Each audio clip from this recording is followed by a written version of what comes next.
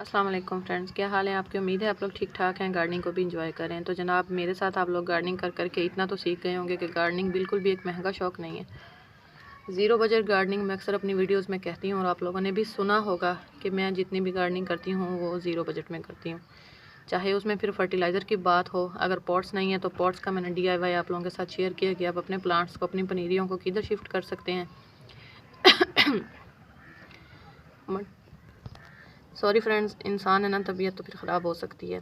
अगर आप लोगों ने अपनी मट्टी ज़रख़ेज़ करनी है तो उसको कैसे करना है, केमिकल के बग़ैर आप लोगों ने ऑर्गेनिक मेथड में सब्ज़ियां अगर उगानी है तो किस तरीके से उगानी है, वो सारी वीडियोस मैंने अपने चैनल पे अपलोड की हुई हैं। तो आप लोग अपनी गार्डनिंग जो है वो ज़ीरो बजट में इंजॉय कर सकते हैं। विंटर केयर के ऊपर मैंने काफ़ी सारी वीडियोज़ बनाई, आप लोगों ने बहुत ज़्यादा पसंद की, आप लोगों का बहुत शुक्रिया। आज मैं फिर आप लोगों के साथ एक ऐसा ही ऑर्गेनिक और बिल्कुल ज़ीरो बजट फर्टिलाइज़र शेयर कर रही हूँ जो कि बिल्कुल आप लोग हैरान हो जाएंगे कि ये चीज़ भी हम अपनी गार्डनिंग में यूज़ कर सकते हैं। मैं जितनी भी चीज़ें यूज़ करती हूँ खुद अपने प्लांट्स के साथ तजर्बे करती हूँ, वही आप लोगों के साथ शेयर करती हूँ। जो सक्सेसफुल होते हैं वो भी शेयर करती हूँ और अल्हम्दुलिल्लाह नुकसान तो अभी तक बहुत कम हुआ है, अगर हो भी जाए तो वो भी आपके साथ शेयर करती हूँ।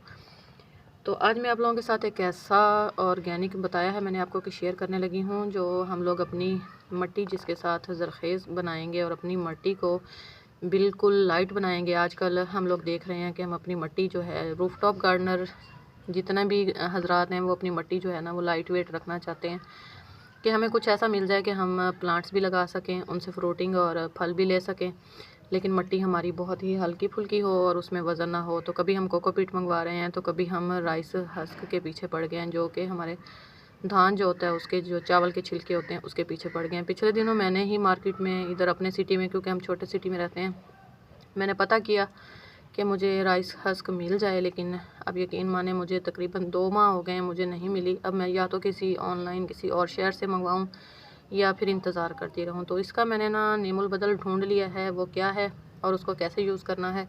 आप लोग भी उसको जान के हैरान रह जाएंगे कि हमने पहले इसको यूज़ क्यों नहीं किया। तो चले मेरे साथ और मैं आप लोगों को दिखाती हूँ कि वो क्या चीज़ है। जी फ्रेंड्स, ये है मेरे पास लकड़ी के इस हिस्से पे मैंने थोड़ा सा निकाल के आप लोगों के लिए रखा है, क्योंकि मैंने एक बहुत ही बड़ा बोरा, ये देखें, ये टोटल जो ये बोरा है ना, ये आपको इसके अंदर भी नज़र आ रहा है, ये मैंने इसी चीज़ का भर के रखा है। ये है कि आप लोगों को, कुछ लोगों को तो समझ आ गई होगी जिन्होंने बर्ड्स रखे हुए हैं। तो जनाब ये है वो बर्ड का वेस्ट, जो हमारे बर्ड्स जो हैं दाना खा लेते हैं, और बर्ड्स भी इतने सियाने हैं कि वो दाने के अंदर के छोटे छोटे दाने होते हैं उसके अंदर से वो खा लेते हैं और उसके ऊपर का जो छिलका होता है ना वो छोड़ देते हैं। ये देखें, आपको इसके अंदर सनफ्लावर के सीड्स के भी छिलके नज़र आ रहे हैं, और बाजरा होता है और एक और ऑरेंज कलर का दाना होता है।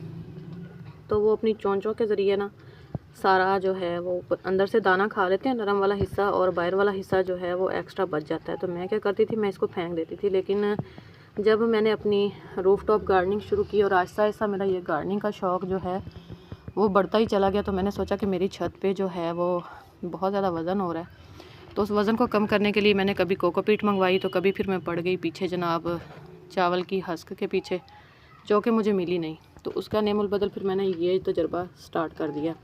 तो फिर मैं क्या करती कि जैसे मैंने अभी आपको बोरा दिखाया, मैं सारा इस बोरे में डालती रहती हूँ। और अक्सर जब भी मैंने मट्टी मिक्स करनी होती है ना, जैसे ये मैंने गमलों में पनीरियाँ लगानी थी, तो मैं मट्टी में ना ये मिक्स करती हूँ मट्टी को। इसके क्या करती हूँ कि या तो मैं मिक्स करती हूँ और या फिर मैं इसको मट्टी के ऊपर ऐसे डाल देती हूँ।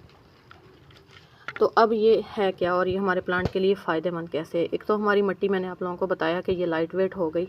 दूसरा, इसके अंदर जो है वो कुछ ऐसी चीज़ें पाई जाती हैं जो हमारे प्लांट्स के लिए बहुत ज़्यादा ज़रूरी हैं एज ए फर्टिलाइज़र। परिंदे अक्सर ये दाना जब खाते हैं ना, तो इसके अंदर थोड़ा बहुत दाना भी बच जाता है। जब हम इसको इस तरह अपने प्लांट्स में यूज़ करते हैं तो एक तो जब ये पानी और उसकी हवा में जाता है, पानी इसको लगता रहता है, ये आहिस्ता आहिस्ता डिकम्पोस्ट होता रहता है, हमारे प्लांट्स के लिए बहुत ज़्यादा फ़ायदेमंद होता है। मट्टी आहिस्ता आहिस्ता काले रंग में बदल जाती है, जिसको हम ब्लैक गोल्ड कहते हैं। आप लोगों ने अक्सर सुना होगा कि ब्लैक गोल्ड क्या है। ब्लैक गोल्ड प्लांट्स के लिए बहुत ही ज़रख़ेज़ मट्टी, जिसको मुख्तलिफ़ तरीक़ों से हम लोग बनाते हैं। तो आप लोग ये जो वेस्ट है ना, इसको ब्लैक गोल्ड के तौर पे अपने प्लांट्स में डालें। जब ये डिकम्पोस्ट होगा तो आपकी मट्टी का आप कलर देखेंगे कि आहिस्ता आहिस्ता ब्लैक की तरफ जा रहा है। और इसके अंदर जो दाना होगा ना, तो वो दाना जो है जड़ी बूटियों के रूप में प्लांट के साइडों में उग आएगा। अब जब जिस मिट्टी में छोटी छोटी जड़ी बूटियाँ उग जाती हैं तो उसका ये मतलब होता है कि हमारी वो मिट्टी जो है ना वो ज़रख़ेज़ है, क्योंकि जिस मिट्टी में जड़ी बूटियाँ नहीं उगती वो मिट्टी ज़रख़ेज़ नहीं होती। अब जब छोटी छोटी जड़ी बूटियाँ उगेंगी तो मैं क्या करती हूँ, छोटे छोटे घास होते हैं उनको निकालती हूँ, अपने परिंदों को डाल देती हूँ। अब उसकी नन्ही नन्ही जड़ें जो है वो इस मिट्टी के अंदर फैलती हैं ना, तो इसमें हवा का जो इखराज है वो अच्छा होता है, मिट्टी के अंदर नाइट्रोजन जाती है, प्लांट्स की जड़ें जो हैं उनको अच्छी खासी खुराक मिलती है, हमारे प्लांट्स जो हैं अच्छी हेल्दी फ्रूटिंग देते हैं, चाहे फल वाले हों चाहे फूलों वाले हों। आप लोगों ने देखा होगा कि जब जितने भी मैंने आप लोगों के साथ फूल शेयर करती हूँ तो वो कितने ज़्यादा बड़े साइज़ के और उनके वाइब्रेंट कलर होते हैं, सिर्फ इसी मिट्टी के ज़रख़ेज़ होने की वजह से। इसको अब आप मुख्तलिफ़ तरीक़ों से यूज़ कर सकते हैं। चाहे आप हैंगिंग बास्केट तैयार करें तो उसमें भी आप अपने इस मटेरियल को इस्तेमाल करें, इस मटेरियल को मिट्टी में मिक्स करें और इस्तेमाल करें। बिल्कुल मिट्टी जो है लाइट वेट बन जाएगी और उसके बाद जो है ज़रख़ेज़ तो उसके अंदर हम ऑर्गेनिक ये इस्तेमाल कर रहे हैं। आपको ना कोकोपीट की ज़रूरत पड़ेगी और ना ही आपको राइस हस्क की ज़रूरत पड़ेगी।